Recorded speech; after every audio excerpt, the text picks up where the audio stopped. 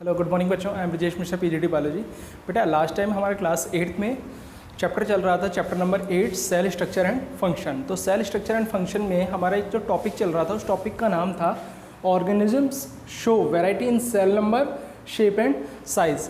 तो इसमें हमने लास्ट वीडियो तक सेल नंबर तक कंप्लीट कर लिया था। तो उससे जो हमारी फर्दर वीडियोज़ जो आएंगी वो शेप और साइजेस पर आएंगी कि किस तरह से ऑर्गेनिज्म में नंबर वेरी करते हैं, शेप वेरी करता है। साइज में आपको याद होगा लास्ट वीडियो में आपने देखा होगा अमीबा का स्ट्रक्चर किस तरह से इर्रेगुलर शेप्ड था। आपको एक चीज़ बता दूं कि अमीबा का शेप फिक्स नहीं रहता है। अब क्यों नहीं रहता है, आपने देखा होगा उसका डायग्राम कुछ इस तरह से होता है और वो कहीं पर भी किधर भी अपने मूव कर सकता है, किधर भी। अब आप बोलेंगे कि ये इस तरह से क्या है, इर्रेगुलर चीज़ें, कहीं कहीं पर एकदम बहुत ही एक्सटेंड है, कहीं एकदम बहुत ही अंदर की तरफ है। तो ये सब क्या चीज़ें हैं? तो इसमें आप जो भी ये सब चीज़ें देख रहे हैं ये इसको बोलते हैं स्यूडोपोडिया। क्या बोलते हैं बेटा? स्यूडोपोडिया। स्यूडोपोडिया। अब बात आती है कि स्यूडोपोडिया क्या होता है। तो स्यूडोपोडिया, स्यूडो का मतलब होता है आपका, स्यूडो का मतलब होता है आपका फॉल्स और पोडिया का मतलब होता है आपका फीट। ठीक है बच्चों, तो आपको ये पता चल गया कि फॉल्स फीट यानी कि इनके ये रिजिड फीट नहीं होते हैं। जैसे आपके पैर होते हैं रिजिड होते हैं, वो ऐसा नहीं है कि सुबह या फिर शाम को उनके पैर का साइज़ बदल जाएगा या उनका शेप अलग हो जाएगा। जो बॉडी होती है वैसी वो फिक्स रहती है। हाँ, ग्रोथ होती है लेकिन एक डेफिनेट वे में होती है और ऐसा नहीं है कि पैर आपके सिर पे आ जाते हैं या फिर आपके बैक में चला जाता है या हाथ आपके नीचे हो जाते हैं, पैर ऊपर हो जाते हैं, ऐसा तो नहीं होता ना। तो लेकिन इस अमीबा के केस में ऐसा होता है। अमीबा के केस में ऐसा इसलिए होता है, ये न्यूक्लियस है इसका, अमीबा के केस में इसलिए होता है क्योंकि उसके पास होते हैं स्यूडोपोडिया और इसी वजह से इसका कोई भी शेप फिक्स नहीं होता। ये कहीं से भी थिन होकर, जैसे इसे इधर मूव करना है तो इसका ये जो स्ट्रक्चर है ये कैसा होता जाएगा, ये धीरे धीरे धीरे धीरे इधर की तरफ एक्सटेंड होता जाएगा और ये जो चीज़ें हैं ये पीछे पतली होती जाएंगी। तो इस तरह से ये कहीं भी मूव कर सकता है और इसी डायरेक्शन में नहीं, ये किसी भी डायरेक्शन में, ओमनी डायरेक्शनल, कहीं पर भी मूव कर सकता है। तो इसीलिए आप यहाँ पर थोड़ा कुछ नोट करें। Amoeba has not regular shape और not a fixed shape due to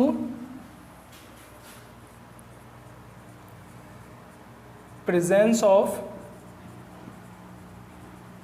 pseudopodia. Pseudo means false and podia means feet. Clear? So next point is what is the role of pseudopodia. Amoeba में जो pseudopodia होता है, अभी आपने जो structure देखा था उसकी वजह से क्या करता है वो, जैसे मैं यहाँ पर एक बार फिर से ड्रॉ कर रहा हूँ, उसकी कोई भी शेप फिक्स नहीं होती तो आप जो बनाएंगे वही अमीबा हो जाएगा। पहली बात तो ये है। ठीक है, तो इसमें आपको कुछ भी ये नहीं सोचना है कि हमने कुछ गलत बना दिया है या सर ने सही बनाया है या आपने जैसा भी। तो ये उसमें अंदर न्यूक्लियस है, ये इसकी पूरी बॉडी है। जस्ट सपोज दैट यहाँ पर कोई भी इसका फूड है, यहाँ पर कोई भी इसका फूड है और इसे आप एनगल्फ करना है यानी कि उसे आप खाना है। तो वो क्या करता है, दोनों तरफ से अपने स्यूडोपोडिया को धीरे धीरे धीरे धीरे क्या करेगा, वो एक्सटेंड करना यहाँ से शुरू करेगा और जैसे जैसे वो एक्सटेंड करना शुरू करेगा तो वो फूड तो वहीं पर रहेगा, ऐसा तो नहीं वो भाग रहा है कहीं पर, वो वहीं पर रहेगा। तो फिर वो धीरे धीरे फिर एक्सटेंड करते करते करते करते फिर यहाँ से ऐसे फिर वो कम्प्लीटली इसे कैप्चर कर लेगा। यहाँ देखो इस तरह से बाहर वाली लेयर ऐसे और अंदर वाली लेयर ऐसे, तो ये कंप्लीट उसकी बॉडी बन जाती है और ये बन जाता है, इसका नाम हो जाता है आपका, और इसका नाम हो जाता है आपका फूड वैक्यूल। क्या हो जाता है बेटा? फूड वैक्यूल हो जाता है, इसको हम फूड वैक्यूल बोलते हैं। एक तो ये इस काम में हो गया कि स्यूडोपोडिया का क्या काम होता है, इसका काम होता है फूड को एनगल्फ करना, और दूसरा काम क्या होता है, जैसे इन्हें कहीं जाना है या कहीं मूव करना है, सपोज दैट वो फूड यहाँ ना होके वो फूड यहाँ होता, ठीक है। तो वो अमीबा क्या करता, अपने दोनों स्यूडोपोडिया को इधर की तरफ मूव करता फॉरवर्ड डायरेक्शन में, और ऐसे मूव करता करता फिर यहाँ पर आके फिर वो इसे कैप्चर कर लेता और इसी तरह से फूड वैक्यूल बना लेता। तो यहाँ पर ये चीज़ क्लियर हुई कि स्यूडोपोडिया का क्या रोल होता है। एक तो फूड को एनगल्फमेंट में होता है, यानी कि फूड को लेने में होता है, बॉडी में अपटेक करने में, और दूसरा लोकोमोशन में होता है। तो यहाँ पर आप नोट कर लें,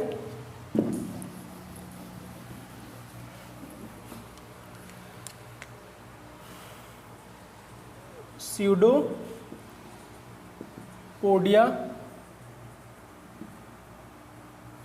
main role in amoeba body is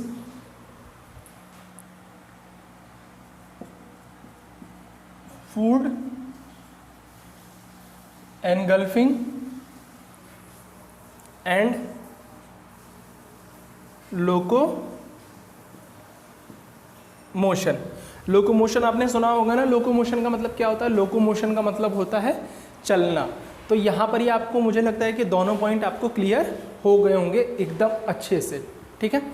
अब बात आती है दूसरा कि अमीबा क्या होता है। अमीबा एक single cell full fledged organism है। उसमें एक सेल होती है, जैसे आपने लास्ट वीडियो में देखा होगा अमीबा और पैरामीशियम का डायग्राम, वो खाली एक सिंगल सेल से बने हुए हैं, लेकिन उनकी पूरी बॉडी में सारे फंक्शन हो रहे होते हैं। जैसे कि देखा अभी आपने, उनको चलने के लिए पैर की अलग से ज़रूरत नहीं है, उनके स्यूडोपोडिया हैं उन्हीं से काम हो जाता है, उससे वो चल भी सकते हैं। तो जैसे हम लोकोमोशन बोल रहे थे। और दूसरा फिर क्या था, फूड का एंगल्फिंग। जैसे उन्हें खाना खाना है तो हमारे पास जैसे माउथ होता है, हम मुंह में मतलब अपना जो भी होता है, जो भी आपका फूड होता है, हम उसे क्या करते हैं, इनटेक करते हैं, और फिर उसके बाद धीरे धीरे हमारी बॉडी में नीचे की तरफ जाता है। तो इनमें क्या होता है कि इनके लिए कोई माउथ की ज़रूरत नहीं है, तो माउथ का भी काम कैसे हो जाता है, स्यूडोपोडिया के हेल्प से हो जाता है। तो इससे ये प्रूफ होता है कि सारे काम जो आपकी बॉडी में हो रहे हैं, क्या उनमें नहीं हो रहे हैं, उनमें भी हो रहे हैं। तो इसलिए यहाँ पर बिल्कुल भी कंफ्यूज होने की ज़रूरत नहीं है। लेकिन इसमें कई बार ये डाउट हो जाता है कि ये तो एक सिंगल सेल होके भी कर सकते हैं, तो क्या हमारी हर एक सेल भी ऐसा कर सकती है? नहीं, हमारी हर एक सेल नहीं कर सकती, क्योंकि हम मल्टी सेलुलर ऑर्गेनिज्म हैं। उनकी बॉडी में जो एक सिंगल सेल है वो इस तरह से डिज़ाइन है कि उसमें सारे चीज़ें अब उनको उसी में मैनेज करना होता है। सपोज़ दैट किसी के पास बहुत कम पैसे हैं, सब 1000 ही मंथली कमा पा रहे हैं, तो उनकी लाइफ के या डेली के जो भी खर्चे होंगे तो वो उसी में ही करेंगे ना मैनेज जैसे भी। और कोई 1 लाख मिल रहे हैं तो वो उसमें मैनेज कर रहे हैं।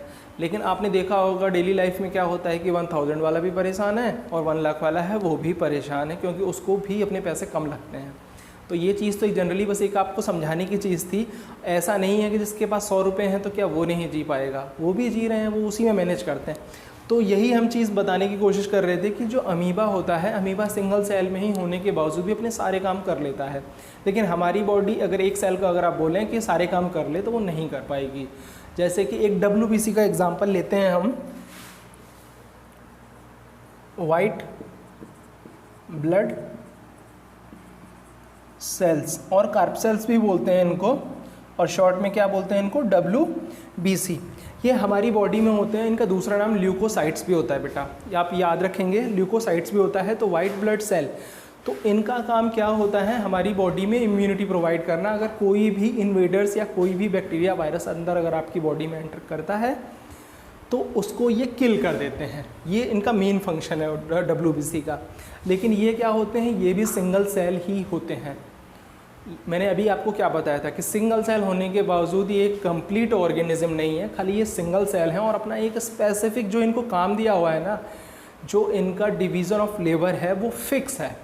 इनको इम्यूनिटी ही करना है। ये फोटोसिंथेसिस प्रोसेस नहीं कर सकते, ये आपके डाइजेशन में काम नहीं आ सकते, ये आपके रेस्पिरेशन में काम नहीं आ सकते। इनका जो मेन काम है इम्यूनिटी का, वो इम्यूनिटी ही करेंगे, इम्यूनिटी ही आपकी बॉडी को प्रोवाइड करेंगे। तो WBC क्या है, ये एक सिंगल सेल है। WBC cells are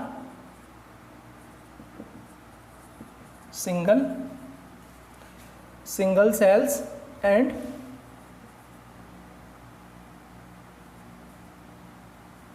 also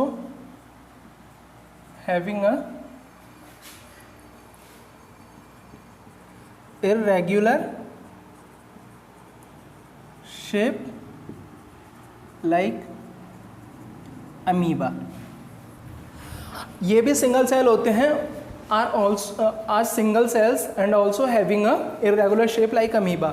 amoeba की तरह ये कहीं भी मूव कर सकते हैं, कोई भी इनका शेप फिक्स नहीं होता है, कहीं भी इनका आना जाना कैसे भी लगा रहता है हमारी पूरी बॉडी में। अगर इस तरह से आना जाना नहीं लगा रहेगा तो आप सपोज दैट आप इमेजिन करिए जैसे हमारी बॉडी में कितने छोटे छोटे सेल्स के बीच में जो गैप होता होगा तो उनसे ट्रेस पास करना होता होगा, उनके बीच में से निकलना पड़ता होगा। तो अगर इन लोग को ये फैसिलिटी नहीं होगी और ये रिजिड रहेंगे suppose that like this duster, तो ये कैसे मूव कर पाएंगे? तो मालूम चला कि कहीं गए और वहीं पर ये फंसे रह जाएंगे। तो उसमें मूव करने के लिए ज़रूरी है कि इनका जो शेप है वो इरेगुलर हो, मतलब कि रेगुलर ना हो, जैसे मर्जी चाहे वैसे कहीं घूम सकें, कहीं भी छोटी सी छोटी जगह पर भी जा सकें। जैसे आपका अमीबा है, सपोज दैट ये अमीबा का स्ट्रक्चर है और इसे बस खाली छोटे से पोर में से निकलना है, जैसे ये पोर मैंने बताया बस आपको डिज़ाइन करा था।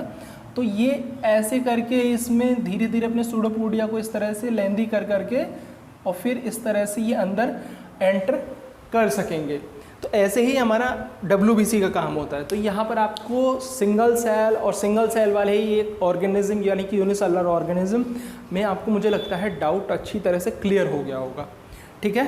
और कोई भी तरह की दिक्कत हो तो बेटा आप ज़रूर पूछें। किस में पूछेंगे आप? कमेंट सेक्शन में ज़रूर लिखें और जो भी वीडियोस देखते हैं लाइक ज़रूर किया करें प्लीज़। और मज़े की बात आपको एक चीज़ और बताऊं, जैसे कि हमारी बॉडी में जितने भी तरह के सेल मिलते हैं तो उनके शेप कहीं ना कहीं उनके एक फंक्शन को ज़रूर बताते हैं कि इनका काम किस तरह से होगा, ठीक है। जैसे आपके पास सुई होगा तो आपने सुई देखा होगा, निडल, तो निडल को आप देख के समझ नहीं जाएंगे इसका कैसा काम हो सकता है। आपके पास स्मॉल नाइफ होगा तो स्मॉल नाइफ से आप समझ नहीं जाएंगे इसका क्या काम हो सकता है।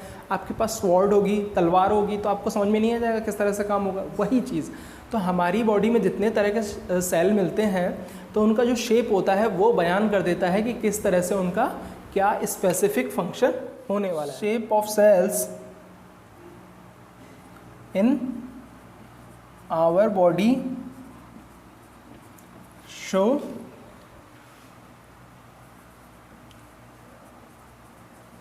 different specific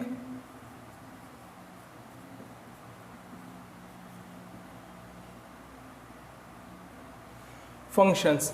Shape of cells in our body show different specific function. जैसे आपने अमीबा का देखा इरेगुलर शेप है, आपने WBC का देखा इरेगुलर शेप है और उनका क्या काम था आपको ये पता चला। ऐसे ही हमारी बॉडी में कुछ रेगुलर शेप्ड वाले भी होते हैं, जैसे RBC वो उनका स्फेरिकल स्ट्रक्चर ही होता है।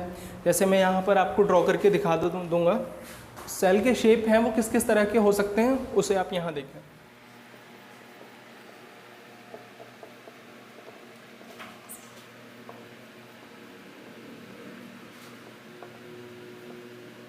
Cells may be round, spherical, elongated, rectangular, spindle shaped, long and branched like nerve cells. Cells may be round, spherical, elongated, rectangular, spindle shaped, long and branch like nerve cells. इसके different function है, like spherical भी हो सकते हैं, round भी हो सकते हैं। राउंड और स्फेरिकल में क्या डिफरेंस है? राउंड क्या होगा, खाली वो देखने में आपको बस खाली गोल गोल लगेगा, ऐसा सर्कल जैसा लगेगा बस। स्फेरिकल क्या होता है कि वो कंप्लीट एक गोली जैसा होता है। जैसे आपने स्फीयर देखा है ना, आपने बॉल देखी है, जो क्रिकेट बॉल होती है, टेनिस बॉल होती है, तो वो स्फीयर हो गया। और जो राउंड हो गया, सर्कल क्या हो गया, जैसे आपकी प्लेट होती है वो भी राउंड होती है। जो आपका कॉइन होता है, सिक्का 5 वाला या 10 वाला जो भी है, तो ये 5 रुपीज़, तो ये भी क्या है, ये राउंड है। और स्फेरिकल कैसा हो जाएगा, जैसे आपकी बॉल हो गई उस तरह। तो आपको ये समझ में आया कि राउंड कैसे हो सकते हैं, स्फेरिकल कैसे हो सकते हैं। अब दूसरा आता है इलोंगेटेड। इलोंगेटेड में क्या होगा, वो लंबे होंगे, लेंदी।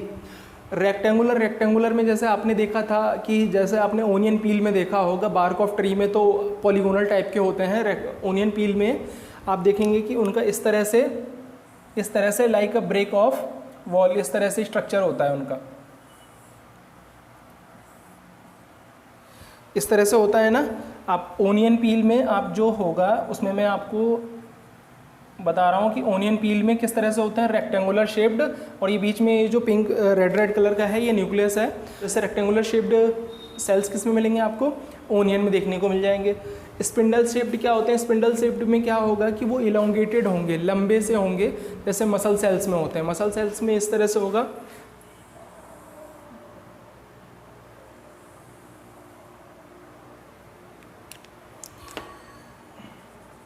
ये इसमें न्यूक्लियस हो गया और ये मसल सेल्स हो गया। तो यहाँ पर आप देखें कि दोनों पॉइंट पर, एंड पर ये पॉइंटेड होते हैं, ठीक है।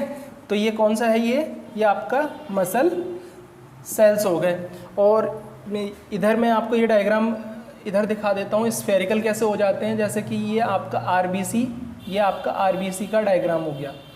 तो आरबीसी क्या होती है कि दोनों तरफ से इस तरह से वो ऊपर की तरफ उठे रहेंगे और बीच में वो थोड़े से पिचके से रहेंगे, बीच में थोड़े से दोनों तरफ से ऊपर से उठे रहेंगे और बीच में थोड़ा से वो दबे रहेंगे। तो ये स्फेरिकल होते हैं। ये हमारी क्या चीज़ है, ये हमारे आरबीसी हैं। रेक्टेंगुलर आपको समझ में आया, जैसे ओनियन में मिलता है ये आपको। और स्पिंडल शेप्ड हो गया, long and branch like nerve cells. तो हमारी बॉडी में नर्व सेल्स होती हैं, उनका स्ट्रक्चर किस तरह से होता है आप इधर देखें।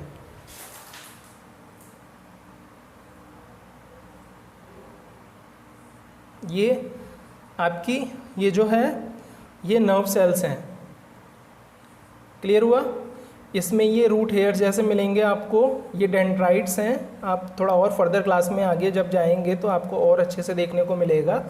और ये इनका क्या है, ट्यूबुलर स्ट्रक्चर है, जिसे हम क्या बोलते हैं, एक्सॉन बोलते हैं। क्या बोलते हैं बेटा, एक्सॉन। और ये है इनकी नर्व एंडिंग, ये इनकी नर्व एंडिंग है। और ये है इनका, और बीच में क्या होता है, बीच में एक सेंट्रल न्यूक्लियस होता है, सेंट्रलाइज्ड एक न्यूक्लियस आपको देखने को मिलेगा। तो आप देख नहीं रहे हैं कि कितना लंबा सा एक, जैसे किसी का हेड हो और ये किसी के ऐसे जैसे कि ये चोटी टाइप की हो किसी बच्चे की। तो ये चीज़ है, आपको ये समझ में आया। तो ये डेंड्राइट्स होते हैं और ये बीच में इसकी सेल बॉडी होती है और इसके साइड में ये आप ये देखें तो ये एक्सॉन है। और कंप्लीट स्ट्रक्चर इनका इस तरह से आपको देखने को मिलेगा। ये क्या चीज़ है, ये है आपका नर्व सेल और न्यूरॉन, नर्व सेल और आपका न्यूरॉन है ये। तो ये आपको क्लियर हुआ। तो ये क्या चीज़ है, ये long and branched nerve cell है। तो आपकी बॉडी में देखिए किस किस तरह से डिफरेंट आपको सेल्स आपकी बॉडी में मिल जाते हैं। ये आपके वैसे खैर प्लांट में है, प्लांट बॉडी में आपको देखने को मिला था। प्लांट बॉडी में इस तरह से भी सेल्स मिलते हैं देखने को, जैसे कि इस तरह से पॉलीगोनल टाइप में, ये आपस में एक दूसरे से कनेक्टेड रहते हैं, ठीक है, क्लियर हुआ। तो इस तरह से आपको डिफरेंट शेप के सेल आपको देखने को मिलेंगे।